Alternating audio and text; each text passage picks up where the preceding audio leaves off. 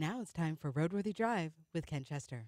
Hey, everybody. Ken Chester, along with the RoadWorthy Drive crew, in studio for another hour of RoadWorthy Drive behind the scenes. So glad you could be with us this week. On tap for this hour, it's going to be all about the gig economy and your car. If you think that the only way you can get paid is Uber or Lyft, boy, do I got news to share with you. And we're going to spend the whole hour talking about the many different ways, even if you don't want to fool with people, that you can get paid with your vehicle and get the hookup. In other words, help make those payments by doing these other things and pretty much on your schedule with your rules. That's what we got, along with the usual, which is our from the Parts Bin. And we're here with Jack and Hello. Sasha. Say hi, peoples. Hi, peoples. There you go. See, we're all about that thing. Good night. So we're glad for you to join us. Buckle in, get comfortable, and it's RoadWorthy Drive behind the scenes. So glad you could be with Wait. us. What? Jack, I'm only hearing him out of one.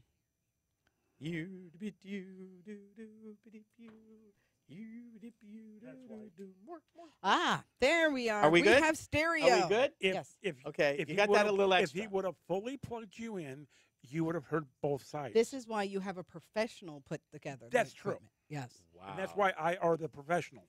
And I are the talent. Okay, 11 minutes, people. Only in his mind. Only Right? in his wow. Did you mind. have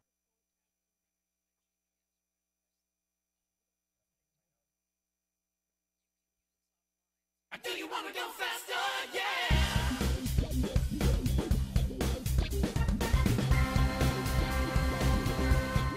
It's time for RoadWorthy Drive with Ken Chester, America's premier automotive news and information talk show.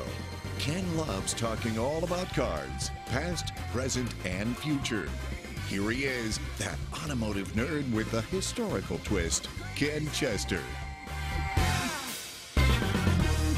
Welcome once again to America's premier mobility news and technology talk show. For those of you that don't know, this is RoadWorthy Drive. Welcome. I'm your host for the hour, Ken Chester. Glad you could drop by. Now, regular listeners know that this is not your father's car show. If this is your first time within the sound of my voice, let me give you the rundown of what we're about. If it moves above ground, on ground, or even sometimes underground, we cover it. Within the sound From of Elon Musk and his boring company concepts to Airbus and flying cars, RoadWorthy Drive is at the forefront to make sure you stay in the know. Electric scooters, pedal bikes, and even pedestrians, too, all in the mix. Of course, we're all about the vehicles that make up the American automobile industry, connected cars, electric cars, and self-driving cars. And on that note, we got you covered. This hour is no exception. In addition to our regular rummaging around for news from the Parts Bin, we're going to spend the better part of this hour together talking about the many ways your vehicle can pay you in real time right now. Now, for those of you who want to add your voice to the conversation, you can do it by calling or texting me directly via the RoadWorthy Drive line. That number, 872-222-9793. And it's available to you, our listeners, anytime. If email is your thing, you can reach out and touch me at ken@roadworthydrive.net. Either way connects you with me and the show. Now, speaking of the usual suspects, let me introduce you to the other members that make up the in-studio RoadWorthy Drive crew. At the controls, and always making sure that we stay right side up and between the lines and in compliance with the suits, is RoadWorthy Drive executive producer Jack DeLeon. Holding things down over at mic number 2, and the host of our new Facebook-only show, Wheels of Non-Consent, is that sunny and sassy millennial that everybody loves, Miss Sasha. Howdy, my peoples. Hey. Hey. Hello. Are Okay. we? Is all good? Ladies and gentlemen, before this show goes any further, we have about an hour of production before we start this hour. And I have come to the conclusion that I have lost complete control of this control room because I can't keep these two apart. What? Oh, I do not understand what he's talking I have about. never seen two people bicker more than you two. I What? don't bicker. We did not bicker. We contend, sir. And I bring up logical questions to points of interest that he brings up, and he fails to answer those questions. No, I answer And them with counterpoint. He does not answer them. I do. Does he realize that he's in violation of 60 Minutes copyright on point counterpoint? Is he aware of this? You know, okay. bill me. Okay, enough of this. Let's get to the parts bin this week. Ken, what do you got? Okay. You remember we were talking about this Canadian firm that developed this one-seater electric car? Correct. Right. Electrica Mechanica, their little vehicle called the sooo. Mm-hmm. Well, they just started their production line. The first one just rolled off the line. Okay. And is going through tests. Okay. And they expect to be in full production next month. And they expect to build 5,000 of these a year. Okay. My question. Okay. Elio Motors, are you listening? Okay. Here's just something that just popped into my mind. That could be dangerous. Okay. Is this like the Michael Keaton movie where they threw all these parts together and then tried to pass it off as a completed car? Oh, no. That sounds like the Model 3. Wow. Wow. Wow. No. Yeah. No. Tent? Really? A tent for production? A tent? I mean, a tent? Well, would you have driven one of the last cars they made of that 5,000? That's the one that's got me worried. Give them credit for throwing up a tent to help them get this done. Right? Yeah, but would you buy a car made in a tent, sir? If that's what it had to be and it met all the requirements, yes. Yeah. Well, however, right now, don't talk to me about buying a car. Understandable, and we will save that story for another time. Exactly. We don't want to talk about that Move along now. Speaking SUVs, yeah, Subaru. Yes. Okay. They came out with a new 7-passenger SUV called the Ascent. ASCENT. Okay. Okay. How's that doing? I'll put it to you this way. Yeah. They sold 4,000 of them before 2 months before the first one was delivered. Wow. That is crazy. For the record, American made, right. Lafayette, Indiana, people. Lafayette, Indiana is where they're made. And I will tell you this. Leanne loves the Subaru Outback. Yeah. Right? Well, this thing car. is even bigger than the Outback. Correct. Well, and see, Subaru fans have been clamoring for a larger Subaru for years and years and years. That is true. And they almost came out with the SUV. Well, they did. They tried the Tribeca. Yes, that's it. Let me help you. No. Right? That was. We'll leave it alone. No. That was did not work. No. That Driven was one. No. That was a no. No. Okay. We're just gonna be friendly.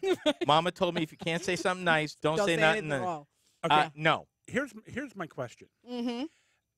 Is everybody trying to catch up with Ford and GM and make the bigger, like Tahoes and the Expeditions and all of those? I think it's more consumer driven because, I mean, we've talked about here before that as a society, people are SUV and truck crazy right now. They are leaving the car and the sedan in droves. Well, I mean, running the complete opposite way. And as we have talked before, now, Ford's not going to make a car in a couple of years. That's right. You know, I don't know how far along GM is on that decision because I think they've changed their mind a time or two. They're closer than you think. Okay. Right. Way close. But again, everybody's going this route. Except for like Toyota. No. Let me drop this on you. Okay. In the past half decade, U.S. sales of large SUVs and crossovers have surged by 49%.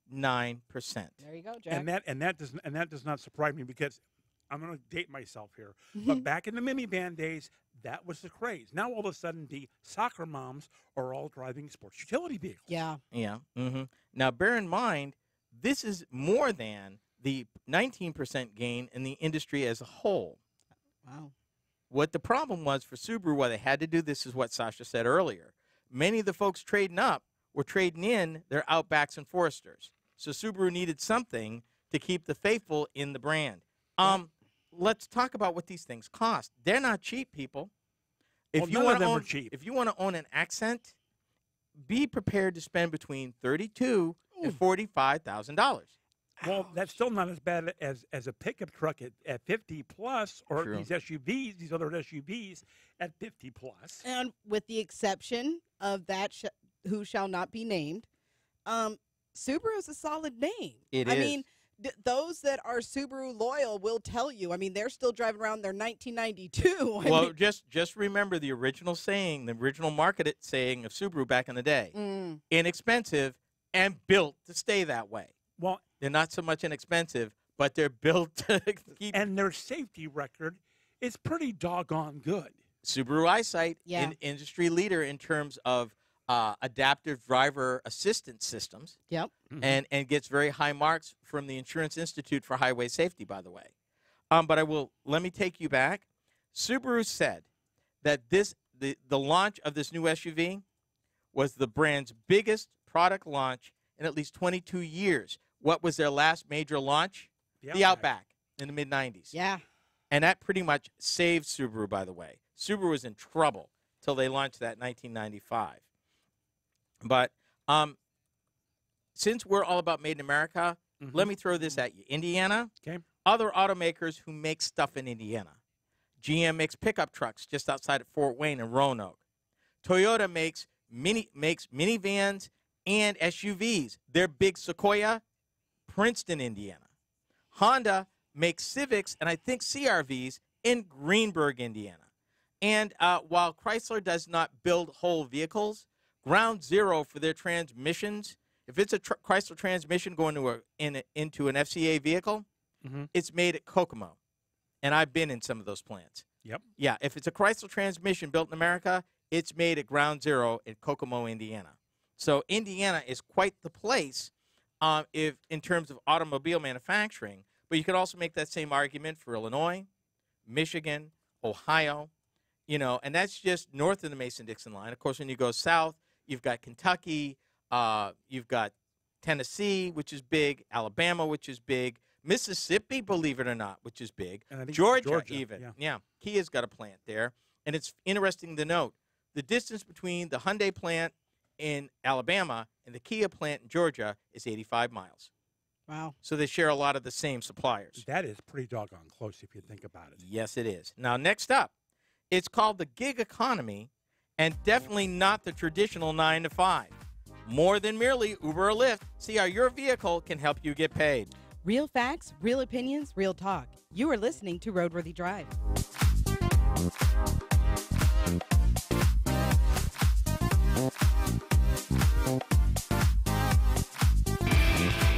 RoadWorthyDrive.com is the place to keep up with the latest happenings with Ken and the show.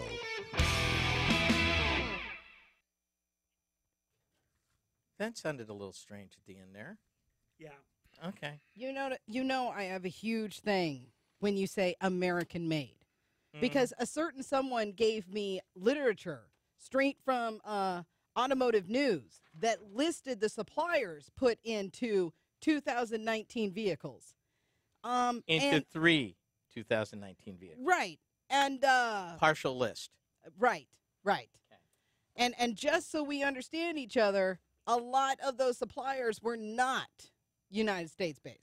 We don't know that for sure. Do we not know that for sure? No. Unless we looked them all up. And then here's the other issue. It depends what you mean. A lot of these companies are global organizations with country-specific subsidiaries that do their investment, manufacturing, hiring, and plant manufacturing in that country. So the question then becomes, and the bigger question you're asking, is of those suppliers, who's importing parts? My thing is, I have no problem with the term assembled, even manufactured in the United States. But made in the United States is not a thing anymore. Wait a minute. Define the difference between manufactured and made. What do you mean? Okay, so as manufactured, you take various pieces and you put them together for a final product. Yes? Okay. Made suggests that all the parts came from America. Don't necessarily agree with that assessment. Well, it's because you're splitting hairs. Yeah, well, maybe not. Because made in the USA sounds a heck of a lot better and is an easier way to sell your product rather than saying assembled or manufactured. Here's my point. If the plant is here, regardless where the parts came from, and Americans are putting together the final product, regardless where the parts come from, so the company is paying for property taxes, payroll taxes, local option taxes if need be, support insurance, other unemployment taxes in that particular jurisdiction. I don't care where the company's based. Americans are putting it together. Americans are getting paid. I'm all for that. I would rather have a foreign country put it here, even if they were importing all the parts, than building it somewhere else and trying to import the thing wholesale. And even that's not kosher, because even some of the vehicles that are built elsewhere have American parts in them. Yep.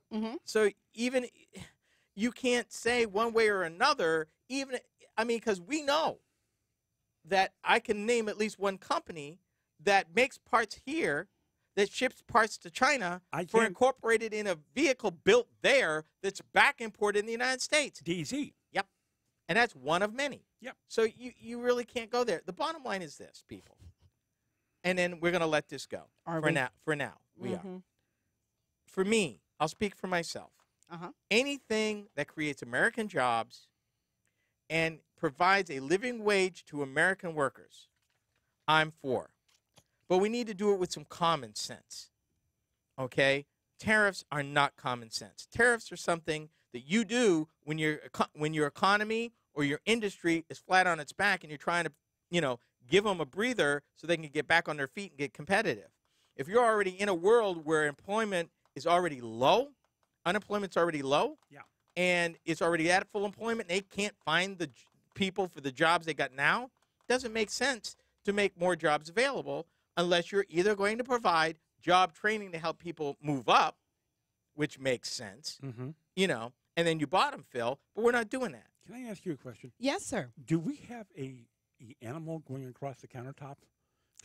That is me, because that was you. Okay. My initial response had nothing to do with tariffs, had nothing against American jobs, had nothing against a foreign entity creating a product to sell to American citizens that helps the economy where they are based, that helps American citizens earn a living. That was not my point. Then what's your point? My point is saying made in America insinuates a situation that is just not true anymore. Okay, but people don't understand that most of the products that they make are a global product. But what's your point? We are connected. What's your point? You need to stop saying made in America. Well, we're going to agree. We're going to agree to disagree. Okay, ladies and gentlemen, what you just saw right there was exactly what I had to put up with for the last hour. Oh, wow. This is pain. Now you feel my pain. No. That's a Bill with Clinton. that, we're moving on. That's a Bill Clinton thing right there. No, we're good. Are we going to bring out the saxophone? No. You said it's a Bill Clinton thing. Let it go. But he plays the sax.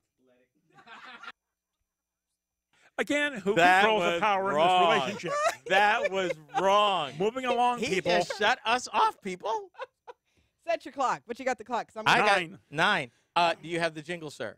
Duh. Okay. I love how he just kind of like, yeah. Okay, I just need to make sure. 9 minutes, people. 9 minutes. Here we go.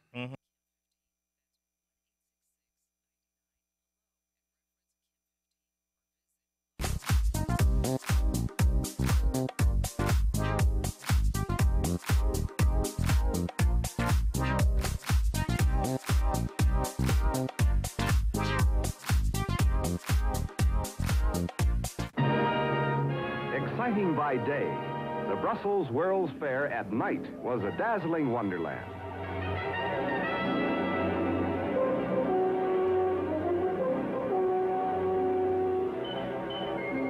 Recently, the lights of the United States Pavilion provided a sparkling background for the latest creations of the top fashion designers of Europe and America, and for the cars that were awarded the gold medal of the Comité Français de l'Élégance of Paris, the world's most beautifully proportioned cars, the 1959 Fords. This velvet ball gown, designed by Joe Copeland for Petullo of New York, is from the collection of American clothes chosen by Vogue for the fashion show in the pavilion. The car is Ford's Fairlane 500 Club Victoria. Beautifully different, altogether new, it brilliantly expresses in every detail the easy elegance of the Thunderbird.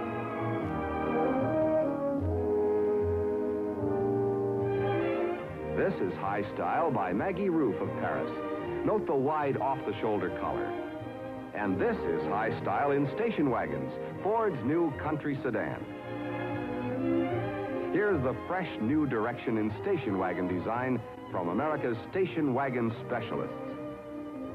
Another Vogue selection, designed by Edward Abbott of New York. It features fashion's newest look, the Empire line. And this is the newest look in convertibles, the wide open and wonderful Ford Sunliner. See these cars with the elegance of a Thunderbird in your Ford dealer showroom. The cars that were awarded the gold medal of the Comité Français de l'Élégance, the altogether new 1959 Fords, the world's most beautifully proportioned cars. And who knew the Ford Motor Company could speak French? I still want you to try to say that 3 times fast. Not happening. No. Can I wake up now? Right? Yeah, you're allowed.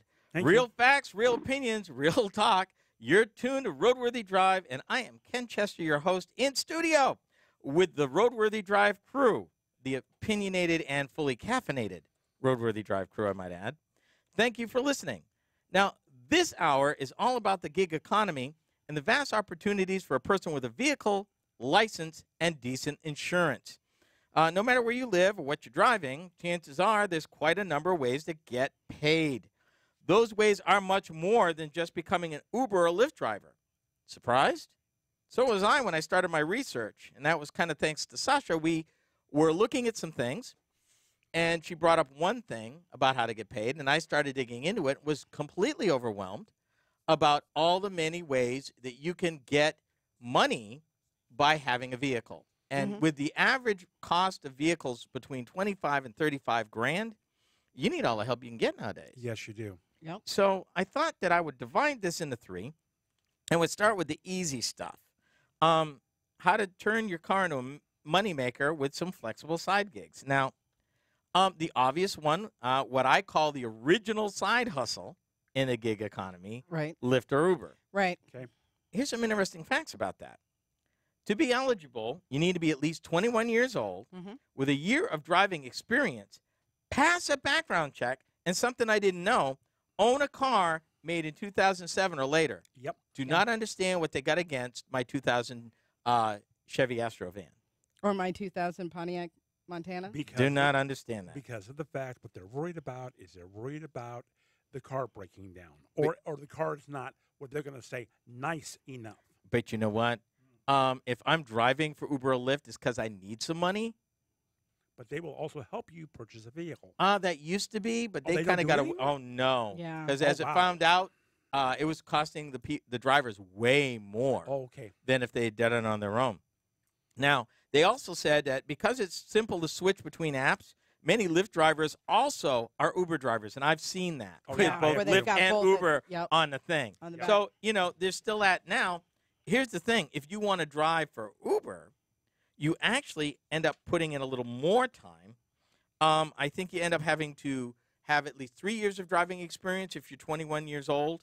So you got to have more driving experience, Right. as opposed to the 1 year. So it's a little more complicated. And yes, there is, believe it or not, a background check. That doesn't surprise me, though. Yeah. Right. Well, here's something that when I read it, I couldn't believe it, and I figured all these years I've been doing this wrong, and it says get paid to test drive cars. I'm like, wait a minute, I test drive cars. Yeah. Sign me up. I don't get paid directly from the automakers or whatever. Right. What this is working through a company, in this case called Bestmark. You're basically a secret shopper.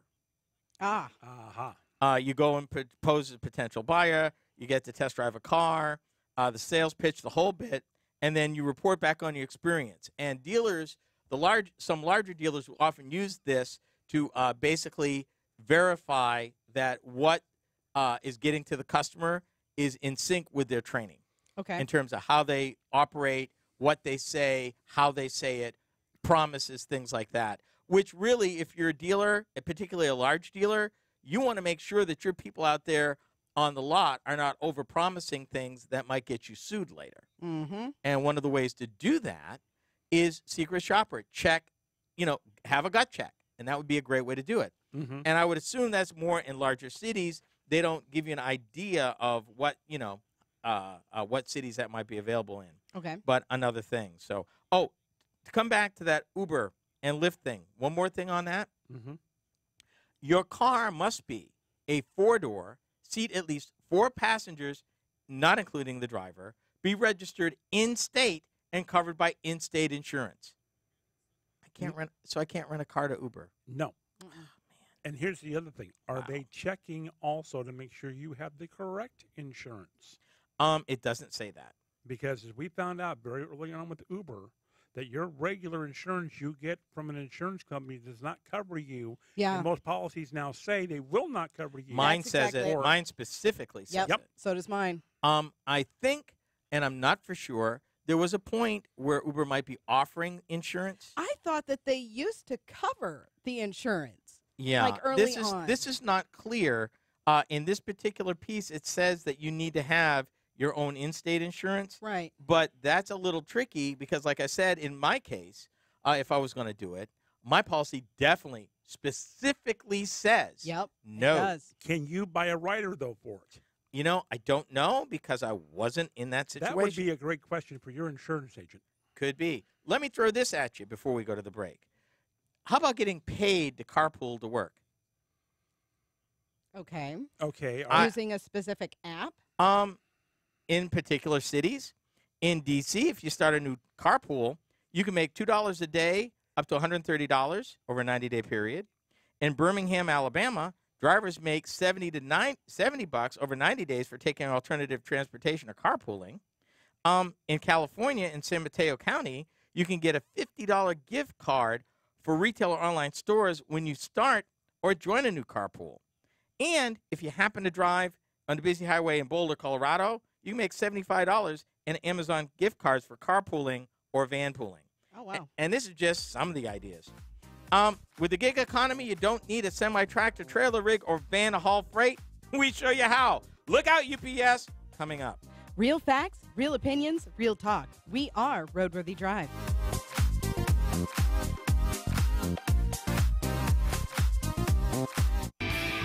You're listening to RoadWorthy Drive with Ken Chester on the RoadWorthy Drive Radio Network.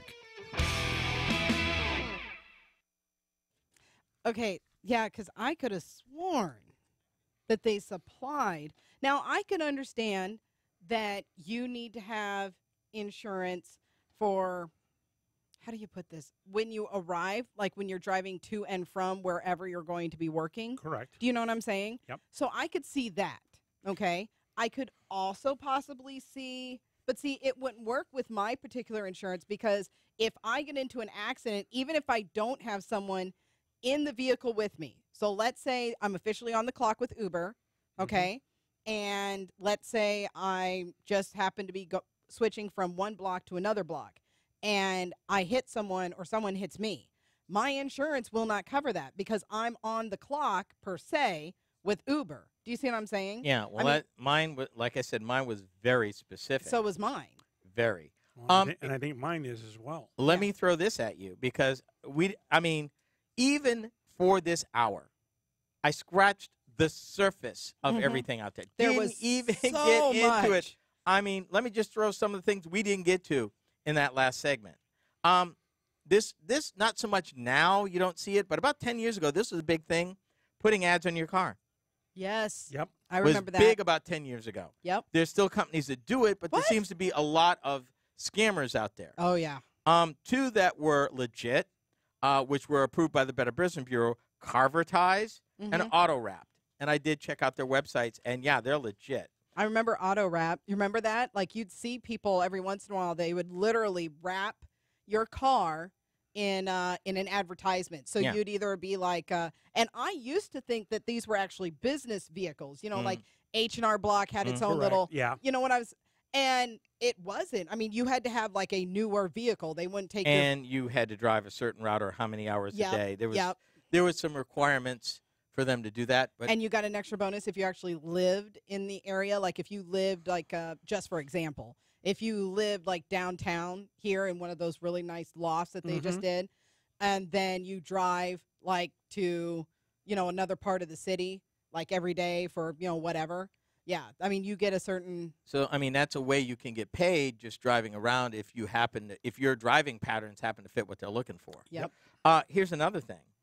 Again, something we didn't get a chance to get into during the piece, what they call peer-to-peer car rental sites. Can you imagine? I mean, on average, and we've talked about it here, average person's car, even if you drive back and forth to work and I'm throwing in an hour commute, Yeah. is 2 hours a day, which means your vehicle's sitting 22 hours a day, and you're making those nasty payments. Yep. Imagine, at your rates, you could rent it for 2 more hours a day. You're at work, you don't need it, whatever, and you set the parameters. They're called peer-to-peer car rental sites. One of the big ones is called Get Around. There's another one called Turo. Again, these are exploding in popularity. Get Around claims users can make, check this out, Get Around claims this, up to $10,000 a year sharing their car, roughly $800 a month. That's not bad. Plus, now Get Around provides insurance. Okay. All right. And they apply and they insure all cars up to $1 million each. I could definitely see that.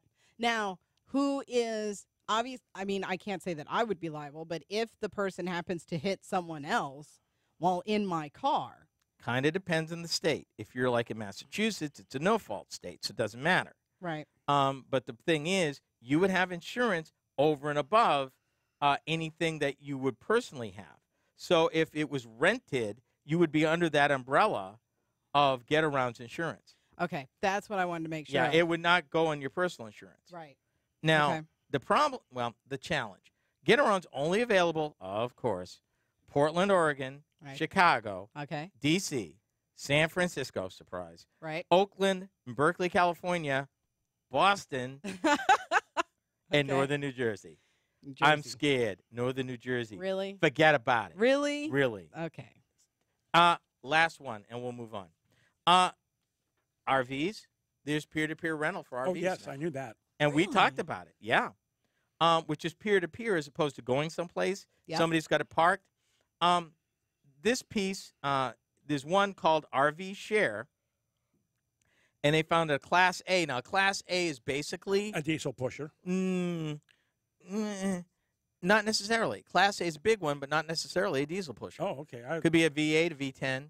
Okay. It's the bigger self-propelled motorhome. Okay. And they're talking about Class A models made in the last 15 years range from $185 to $375 a night, and that was out of St. Petersburg, Florida. Yep. Okay, now. Which means if you're owning a 2003 that's in good shape, 15 years, you rent it out. Think about that for a minute. Well, and let's face one thing. My wife loves the Class A diesel pushers. Mm-hmm. Okay. She just does. I mean, we both do. I mean, you're talking about the one that we want is almost $400,000. That's just okay. How much? However, with something like this, there'd be a heck of a lot of time you could rent that thing out. Well, okay. What's stopping you? Obviously, you couldn't do this, but because a lot of people up here, they call them snowbirds. Yep. They leave before the snow flies. They go down, and they normally stay in their RV or something like that down in Florida or so on and so forth. Texas, California, Arizona. Right. So what's to stop you during those winter months? Because you obviously are not going to be able to be a snowbird right now. No. But what's to stop you from hiring somebody, or maybe you guys take the RV down there, you leave it down there, and then you just rent it out all winter long? You could do that, yeah. I mean, you'd have to have a pretty sharp pencil and maybe some sort of organization or management organization to make sure you got decent people who were vetted, but that could work. Yeah. One last subject. This one's really wild. Okay, forget the car for a minute. Let's say you have, and I am not making this up. Oh, no. Unused parking space, driveway, or garage. What? It's called Monkey Parking. Lets you lease it out in exchange for easy cash. It's an app designed to help you get the most out of that space. You can rent it. Jack, we were just talking about that. What was it, last year when you were going to the football game? Yeah. And we were talking about how you guys had to ride that trolley up to the stadium for how long? What could those people that literally live right there, what could they make?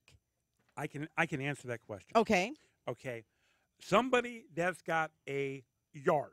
Right. A front yard near the stadium. Yes. Is pulling down someplace between $40 and $60 per car that they can either get in their driveway or get on their front lawn. Are you serious? I believe that. I'll give you a better one. State Fair. Depending if you're within a block of the front gate, you're getting between $10 to $15 a car. Yep. If you're 3 blocks away, probably about $5 to $8 a car. If you're 5 blocks away, probably about $3 a car. How much does it charge to actually park at the? And they're full. Well, first, you can't really park at the State Fair. You can get in there, but that usually gets full like that. Yeah, and it's a further walk. Within probably on the weekend, I would say by 10 o'clock. Or even during the week. I was just curious, how much does it cost to actually park there? You know, I don't know. I've always had the station when they had me park up there.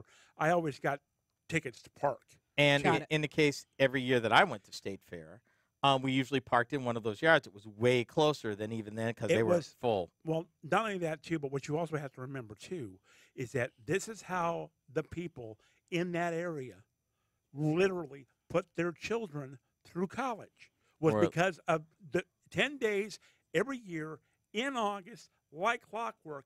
I mean, they can turn that yard 2 and 3 and maybe 4 times a day, depending upon the situation. So figure 10 cars. Figure 10 cars. Yeah. Figure figure you were lucky enough to be 3 blocks away. So you're collecting. We'll just be easy. $5 a car because you're not real close. Right. So $5 a car. That's $50. That's $150 a day if you turn it 3 times. Per day. That's so that's $15,000. $1,500. 10 days. 150 a day. Sorry, wrong. Yeah, I wish. I wish. 15,000. I'm moving. But I'm buying a bungalow. Yeah. But I will tell you something. I'm buying a plot of land. That's I know you're right. There is a church within 8 blocks of the fairgrounds. They're charging $5, but they're taking their van that they go around and pick people up. Yeah. They'll take them from there down there. You call them back. They come up. They get you. They bring you back. Now, see, I was actually just thinking I might not be able to supply a parking space, but for the people that are like 5 blocks away and me and a couple friends and we've all got vans, I'll take you up there for another 5. I'd walk. Get in my car. $2, $2, yeah. $5, But again. But you'll spend $25 for, a cup of beer. Not me. No? No. Jack will. No. No. No, it's bad enough when I sat there and I literally ran next door. We actually at our flagship station have a studio. Okay. Out at the fair. Oh. I would walk next door. Okay. I would buy a hamburger and a drink, and that was $11. Yep. Yep. Almost as bad as Manhattan, baby. I'm a trapped rat at that point because I got no place to go. I have maybe 5 minutes. It's been forever since I've had fair food. I love me some fair food. But the last time a friend of mine went to the fair, she literally said she had to take like almost $30, $40. Yep. Just that's for the like food. Ain't that 2 cups of lemonade and a funnel cake? No, but that may be 3 corn dogs and something else. Oh, corn dogs are being discounted. Like shaved ice. Oh, if you were lucky. Let's move on. Okay, 9 minutes, people. 3rd segment. Here we go. All right. This is the Road.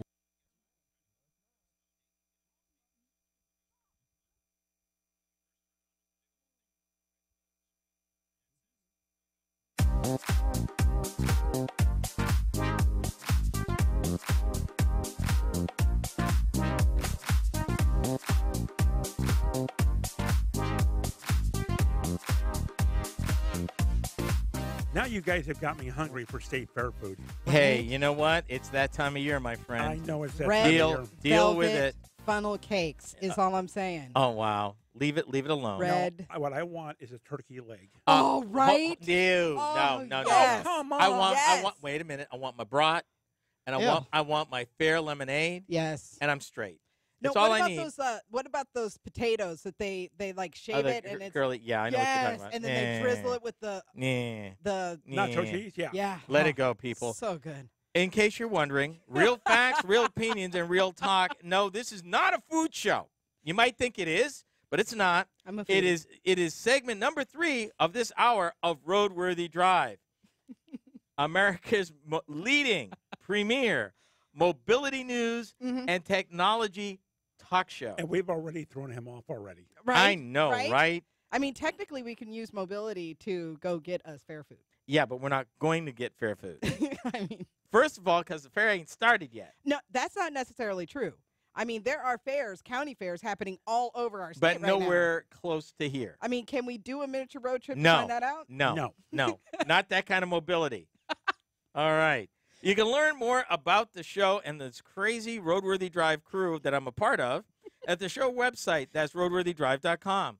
We got audio clips, video clips, pictures, and so much more. The site's also a great place to discover what we're doing during the week between shows in the universe of social media. Now, for those of you that like us on Facebook, we've developed a Facebook-only show hosted by, wait for it, the crew's own Miss Sasha, called Wheels of Non-Consent. Sasha reviews vehicles that I get every week, usually when I'm not looking. And I knew it. You know what, Sasha? You tell them about it. Okay. So we talk about mobility. We talk about automotive technology. Right now, it's a consumer's world when it comes to new car and buying. I wanted people that maybe like, me, who my vehicle's a 2000, to know what's available out there for their money. What's available in the car as far as tech, what's available for options. And I, borrow, quote unquote, the vehicles. Shush. Bring it back. Right. Felony. And I do short little videos on Facebook about it. Yeah. And as long as the state police are not tapping me on the shoulder, we're good. Yeah. I had a friend yesterday Okay. who was driving a 96 Ford Ranger. Oh, my goodness. Wow. Traded it in Uh-huh. and leased hopefully I got this right. I think he leased a Hyundai. Oh, yes. Okay. Yes. And the first thing he posted when he posted the picture was, Huh? I'm lost. Put me in touch with him. I'll show him. But again, you now have delivery experts. Yeah.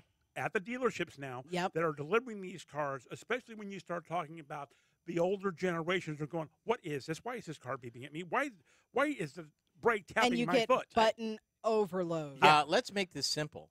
If your vehicle is currently what you're driving is 10 years old or older, Yeah. You are in for a serious shock, and that really has nothing to do with age. It's They a have whole just new come. universe. Yeah. They've just come that far, and the scary part is this is just the tip of the iceberg. What's coming in the next 10 years? Well, Yep. and see, but in the next 10 years, though, will you have to fiddle with those buttons? In the next 10 years, we might be talking more seriously or experience the self-driving vehicle. So you won't necessarily, I mean, you're going to have a vehicle that's going to chime at you, put on your seatbelt, but will you necessarily have all those buttons? I mean, you and I have had that conversation about, they like to call it the cockpit, and I like to call it the, pilot seat. When you Nobody get into calls it the pilot seat. I like the pilot seat. But, Yeah. you sit down in the driver's seat, and it's just this whirl from the movie Airplane of buttons that just go on and on and on. Well, people, as you can see, we've got a lot to talk about there. So it's called Wheels of Non-Consent. Be sure to like us on Facebook so you can always stay up on what's going on with Sasha and the crew. So you don't want to fool with people not too good with small talk, and perhaps your social skills are awkward at best. Not to worry. The gig economy has you covered, too. How are you with small packages? There are 3 major companies that pay you either locally or cross-country to put a package in your car, and if you're going that way, pay you to take it. Didn't they have a show called Shipping Wars on A&E? Yeah, but they're talking about crazy stuff. We're talking about but it's the same concept. Not really. Okay. No, those were professional companies. We're talking about if I'm going from here to, say, Denver, and somebody needs something hauled to Denver, and it's a small package I can put in my car, they'll pay me to take it to Denver. Well, that's not any different than, the pet cargo that's been going on for years and years and years. People, especially rescues, that they're trying to get a rescue animal. A lot of times, like a semi-truck driver or somebody going on vacation will take it in legs, so that way it's able to get to an adopter. Well, they're called peer-to-peer shipping apps, and they're working to disrupt the shipping industry. Oh. The big 3, one called Dolly, Roadie, and Grabber, Grabr. And they're changing. Some of these are literally local, like Dolly. It's a peer-to-peer local movers app. Literally, if you got a pickup truck and a couple of folks and somebody needs something moved locally, you get paid for that. You may not. it's the next step beyond a friend who may have a pickup truck. Maybe you don't have any friends that own them. You can get this kind of help locally. You tell them what you want to move, take a picture of it, they quote your price, boom. And I realize that I'm looking at the small details here. However, insurance is going to be the killer here, because my guess is you're going to have some kind of quote commercial insurance to That's do what this. I was thinking. You know, and how is that I don't different think from, like, you a need moving? I don't think you need commercial insurance now, because it's not like you're doing it every day. And I'm sure it really depends on local laws.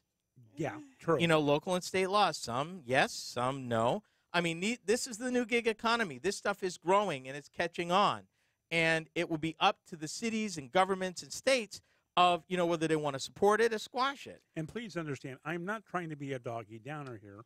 I'm looking at this with my businessman hat on. Right. Well, That I got to make sure that I'm covered, my vehicle's covered, and I'm not violating my personal insurance, or I'm not decreasing the value of my truck that quickly to be able to do this. Well, let me throw this at you. Roadie goes across state lines. It's the first on-the-way delivery network that connects people who have items to send with drivers already heading in that direction. Again, in the case of Roadie, if you're already going that way, it's like, hey, can you take a package and drop it off? Yeah. And I'll pay you X. So it's not necessarily a thing that you are, you know, making special trips. Dolly is local. Roadie, if you're going that way. And they've got 25,000 drivers already. And you can make anywhere from $50 and going across town to $650 going across country. Finally. What were those two again? Between, literally between 50 and 650. Companies. Dolly and Roadie. And I'm leaving out the best one, Grabber, which is international. People coming back. Now, that one, I've got so many questions about customs in that. But, again, tip of the iceberg. Coming up, finally, for those of you moms out there who are good with precious cargo, there's a spot in the gig economy for you, too. And that's next. Real facts, real opinions, real talk. This is RoadWorthy Drive.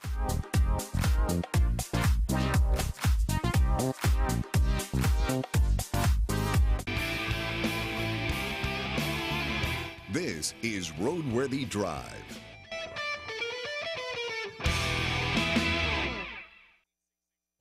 Jack, I noticed that you wrote that down. Yes, I did. Now, here is my I think question. he's trying to tell you something there. And I understand that, you just looked this up, but I do have a question. In this kind of situation, if I'm moving someone's, and we're just going to say piano, okay, and my truck bed gets damaged when we're either loading it up or we're unloading. Okay, let me stop you on that particular example. The kicker, like in the case of Dolly, if it can fit in the back of a pickup, we can move it. If it's a big piano, and I'm assuming you're talking maybe a baby grand as opposed to an upright. No, just an upright will fit. Yeah. Obviously, there's parameters. We didn't look up every little thing because we just wanted to give people an idea what was out there. Right. Obviously, there's some vetting that has to happen. There's some minimum vehicle requirements that probably have to be met. There's, like Jack brought up, the insurance issue. Chances are probably good that the platform would offer the insurance, since most firms for personal insurance wouldn't offer it. Correct. Or would prohibit it. Yep. Or they don't know they need to prohibit it yet. So right.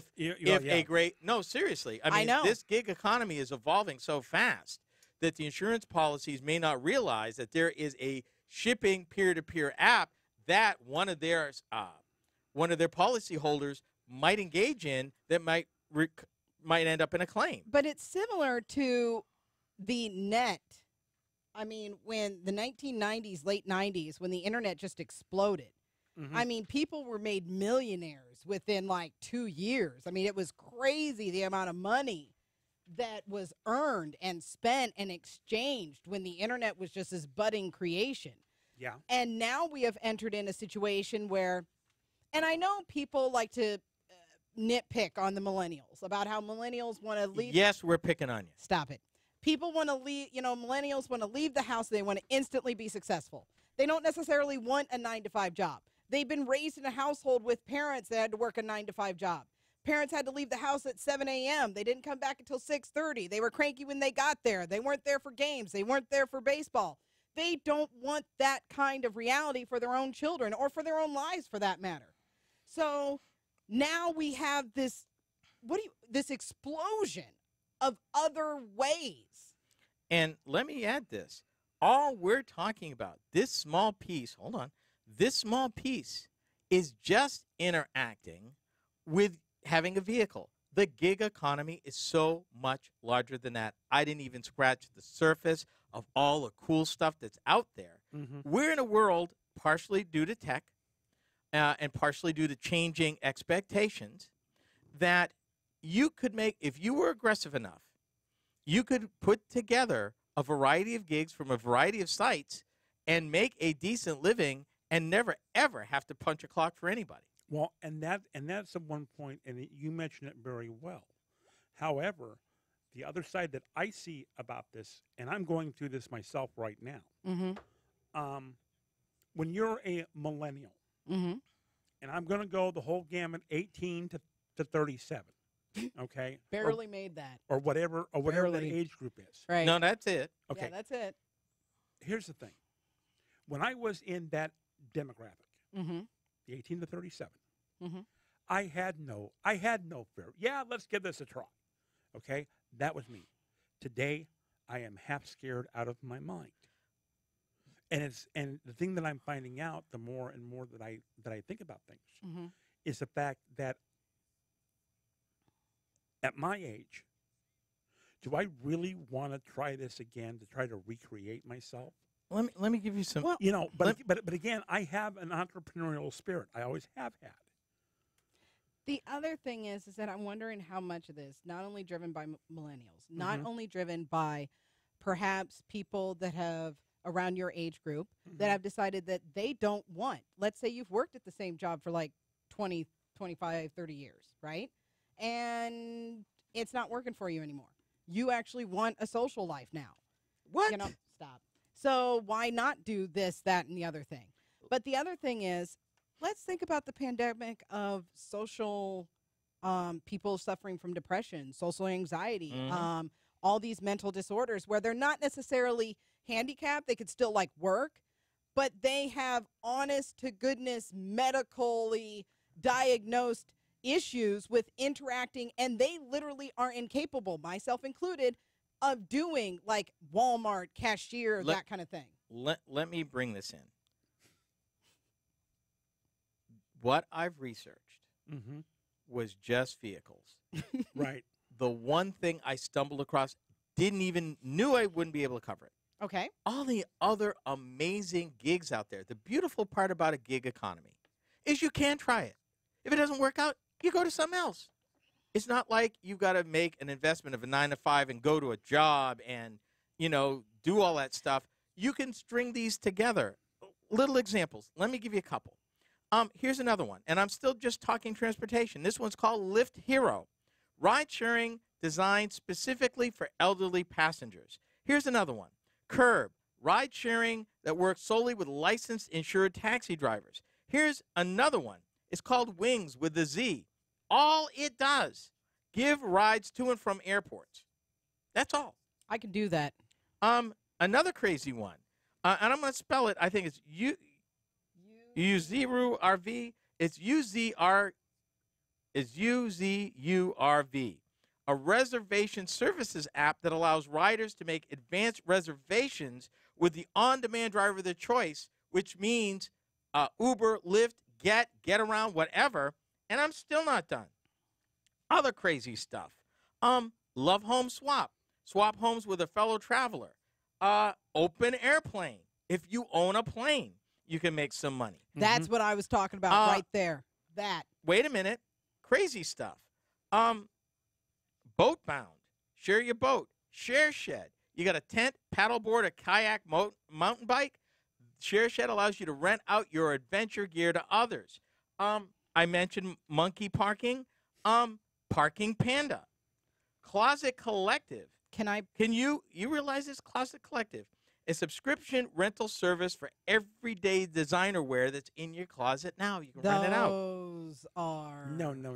I no, but my point is, I get it, but my point is there are so many options. Yeah. In fact, my personal favorite It's actually, and I'm not making this up. I'm going to see if I can find it. Because if I find it, I'm going to read it to you. I can't find it. You know, oh, man. one thing that I have to point out while he's looking for it is that for a while, direct sales is what they're terming them now. For like, you know, Mary Kay, Avon, Scentsy, that kind of thing. Have this huge astronomical, you know, sometimes for people like me, out of, you know, it's not even reasonable startup fees. You know, like you can start us up for, you know, this fee, which will just give you like, you know, this bare minimum, and then up to like $500 if you want everything that you can need and, you know, all this other stuff. With something like that, that's not feasible to somebody like me. Not to mention the fact that the internet is literally saturated with people that do this. This kind of thing, you could just start up and go. Here's the one. It's not written down, but I remembered it because it was so awesome. It's called, I'm not making this up, Josephine. What's it doing? Basically, you cook a meal at your home, let people know what you cooked, and if they want to buy it, they buy it. We talked about this years ago. Yeah, that's exactly what I'm talking about. Yes. Yo, timeout. Coach calling timeout. Coach? Let's say 2 words. And this one ticks me off because of schools. I'll get to that in a moment. It's called the health department. And here's why. My wife is a special ed teacher. Okay. If they want to bring in treats for the kids, they can't. Yeah, they have to be prepackaged. prepackaged. It all has to be prepackaged. Yep. Do you know how many times I ate home-cooked treats? I know that's right. When I went through grade school and high school. Yeah. And you know what? And you knew that was some of the best stuff I ever had. Because you knew somebody's grandma. Exactly. Is that Betty's? Is that Betty's brownies? Yeah, but hold on a minute.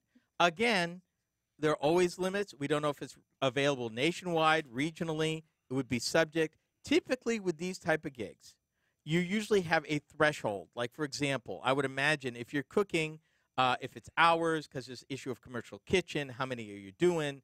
Is your kitchen clean? Yeah, I'm thinking, you know, batch of spaghetti. Yep. You know, as opposed to I am, you know, cooking breakfast, lunch, dinner. Maybe I'm making one meal a day or my favorite. I've got some extra.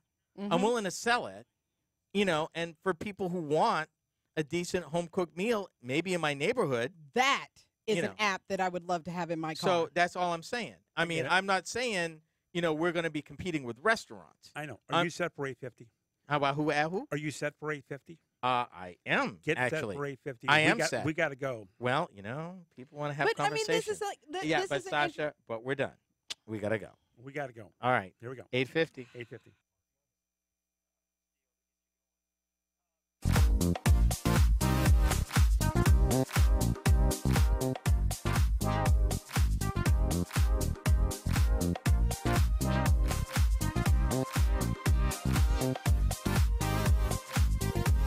You guys have really got to tune into behind the scenes this hour. I was about to say that really you got to do it because you missed a phenomenal conversation between segments. They actually shushed me. Yes. They shushed me. We did.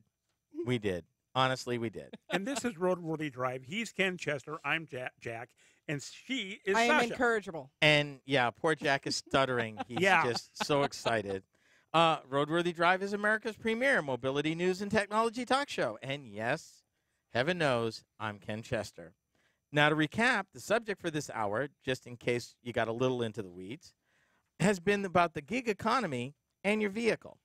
Much, much more than being an Uber or Lyft driver, the gig economy is much larger than you might imagine at first blush, regardless of where you live. And that is the awesome part.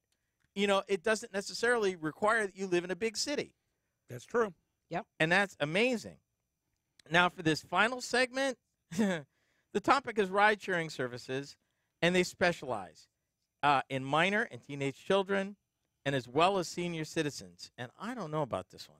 We've talked about this before. Yeah, though. but I went deep, and I just don't know. I've got my reservations. I mean, granted, and we'll talk about this here in a moment, most of these platforms go deep in terms of, you know, background checks and fingerprinting and experience, and you have to have experience with child care. So they're not just grabbing people off the street, but still, I don't know you. Yeah, I mean, this is something different than, we all know a couple moms that, hey, can you pick up my kid? Hey, I'm running late. Or they work something out where, Terry takes the kids and, Pamela picks them up. And then you take their kids to go someplace else. Yeah. I mean, we all know that. But as far as like a commercialization, I could see if I did it in a district where my children went to school. So let's say I handled out pamphlets in my school. Everybody knows me. If you want this, then I can do this for this fee. Yeah. All right. Put a pin in that for a minute, because Okay. we're gonna come back to a piece of this if we have the time. That's kind of going that way. Yeah. I'm just saying I don't But think that let me start with. I can argue both sides of this. I mean, anybody can argue both sides of this. But Right. we are still in an economy where both parents are usually working. Yep. Mhm. I mean, my kids are millennials. They both have professional jobs. They both work. Yep. Now, grandma and grandpa are nearby, so most of the time it's us picking them up, or auntie. So in their case, they've got backup. Right. But what if you're in a town where you don't have family? I know That's true. Right. And you need Hello, a somebody. safe, particularly in this world, you don't want them walking home by themselves. And how many times, and I can say this, my grandmother lived with us the first 15 years of my life. Okay. And Grandma was always home when we got home. Mhm. Yep. That says something right there. It does, but it's a different world now. It's a totally different world. Here's something I didn't know. Lyft and Uber have explicit rules about not allowing children under the age of 18 in their vehicles without a guardian. Yep. They flat won't do it. Okay. So if you need a child-friendly rideshare service that you would even consider, first we're going to deal with the professionals. Then I'm going to talk about a few apps that would do what Sasha said earlier. One of the first companies was called Shuttle. That's SHUDDLE.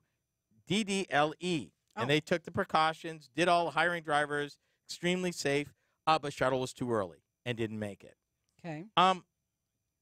The verdict is still out for many families whether or not they would truly feel comfortable letting their child get in a car with a stranger, but here's a few. Here's one started by 3 moms. Hop, Skip, Drive is what it's called. Available primarily in California and Denver. But this follows the typical pattern.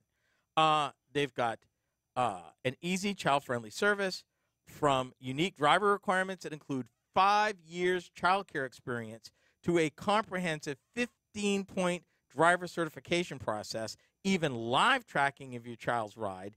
They try to make you comfortable to allow your kid to ride with them. A neat feature promotes the use of passwords between the kids and drivers to assume the kids are never getting into the wrong car. Do they have an age limit? Like, are we talking babies? Are we talking toddlers? They didn't get into that. Okay. And again, because there's so much of this, I just wanted to introduce the concept. Okay. Okay. Fair enough. Here's another one. We talked about this particular one. Zoom. Yes. ZUM. I remember Zoom. They also provide, in their case, a babysitting service as well. Yep. If you would like, or having the driver stay with your child at the activity for extra cost. My wife and I have both been guilty of having to pick up one of our kids. We were late. Last one there. Teacher had to stay with them. Yeah. To get there. I've had to do it. I could see that Yep. being an issue. Which that may be decent if, in fact, they check out. In most daycare situations, because my wife was a part of this, Okay. if you're late, Oh, yeah. it's You a dollar. pay. It's $1 a minute. Oh, I'm sure Yep. it is. But the problem is, sometimes you just can't get there. I, $1 a minute or not. I get it. I mean, it'd be cute if, the reason for the rate is to encourage you not to do it. But if you're 2 working parents with inflexible schedules, hey, And tell it your is boss. what it is. Tell your boss in today's economy. Oh, Tell your yeah. boss. It's like, yeah, I can replace you, buddy. Yep. Yeah. Others. Kids Cruiser, Ann Arbor, Michigan. Zemcar, ZEM, in Boston. This one also specializes in giving rides to senior citizens. And the monitoring team tracks the entire ride to make sure the driver stays on route. Plus, the parents can build their own team of drivers and place them in a, quote, circle of trust. This ensures that anytime a senior family member or child needs to be picked up, a driver that the family knows and likes will be sent. Now, these are just a few of the ride-sharing services. Mhm. There are carpooling services, which are most apps, what Sasha was talking about. Carpool Kids is an app that allows parents to organize carpools for their children's activities. Okay. That's kind of more the line what you were talking about. Yeah. Now, it's not a rideshare app where you hire an outside driver. This is carpooling with families you're already familiar with. And this kind of goes along. Here's another one, Kibitzy, same thing. It also adds real-time tracking. Another one, Pogo Rides, same type of thing. You can track your child's ride in real time. Pogo helps you to connect to other parents in your community that you either know directly or through a mutual friend. So you're never placing your child with a stranger. Okay. Again, go kids. This one includes a GPS tracking of cars, like mapping functionality, in-app texting, which makes all life a little simpler when trying to coordinate carpools. And then finally, this last one is called Figure 8. No set location, available, used for anywhere, and allows, again, arrange carpools from your list of contacts and keep track of all sorts of stuff. Now that concludes our conversation for this hour, folks, and we want to thank you for listening. Real facts, real opinions, real talk. This has been RoadWorthy Drive.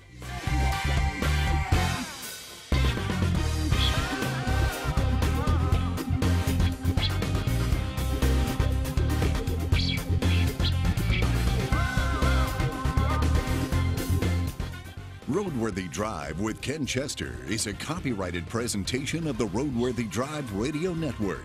Any rebroadcast, retransmission, or any other use is prohibited without the written consent of the Motor News Media Corporation.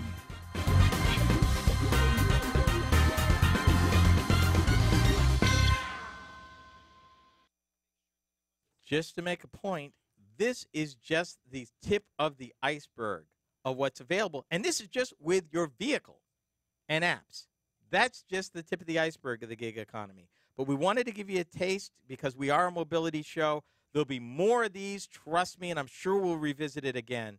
On behalf of the crew, Jack, Sasha, myself, we appreciate you joining us for RoadWorthy Drive Behind the Scenes. Be sure to join us next week when we do it all again. Until that time, we'll see you later. Bye. Bye-bye.